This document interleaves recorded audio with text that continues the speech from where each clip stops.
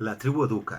Quantes vegades hem escoltat aquesta frase? Doncs bé, avui l'escoltarem una altra vegada per a parlar d'àmbits, projectes i treball cooperatiu. Sí, la tribu educa, però el sistema ens educa en una altra cultura, que és la del treball individual, i aquest treball individual és el que fan bàsicament en la major part de la seva càrrega horària l'alumnat i també el professorat, que no està acostumat, gens acostumat, a compartir la seva aula i la seva matèria amb altres companys. Per tant, si volem que el nostre alumnat siga capaç de treballar cooperativament, integrant diferents matèries per a resoldre problemes complexos de manera creativa, nosaltres haurem de ser capaços de fer exactament el mateix que demanem. És a dir, treballar de manera cooperativa per a resoldre problemes complexos integrant diferents matèries. Per a fer-ho és molt important algunes qüestions que ara anem a repassar. És un treball en equip, la tribu educa. La primera qüestió és la coordinació. És molt important la coordinació per diverses qüestions. La primera, perquè anem a harmonitzar els diferents ritmes dels diferents projectes, dels diferents grups. Hem de fer-ho de manera conjunta en tot primer, i per això és molt important la coordinació. És molt important la coordinació també per a integrar aquestes matèries.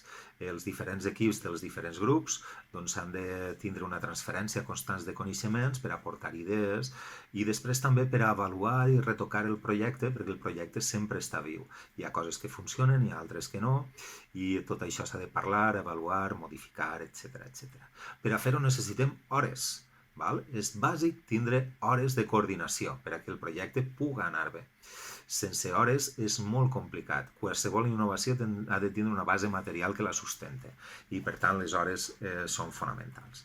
La segona qüestió que també és fonamental és la codocència. És molt important, no només per aconseguir integrar els diferents continguts amb dues persones que puguen ser especialistes de dues àrees, sinó perquè també això ens portarà un enriquiment personal, tant de coneixements com metodològic, impressionant.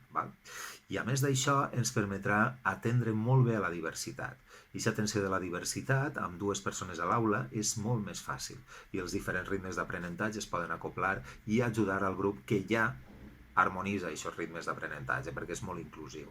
Però encara tiraríem més cap avant el projecte en aquest sentit. Després també, si independentment de la codocència o afegit a la codocència, el treball dels PTs i orientadors que podien entrar a l'aula en lloc de traure l'alumnat.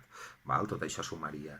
I a més d'això també es pot incorporar voluntaris. Voluntaris externs que aconsegueixen atendre la diversitat i també moltes vegades que els alumnes es contrasten amb altres adults. Hem de tindre en compte que molts alumnes no estan acostumats, viuen una bombolla tecnològica, van al centre, metodologia tradicional, no tenen aquestes habilitats socials per a contrastar-se amb adults.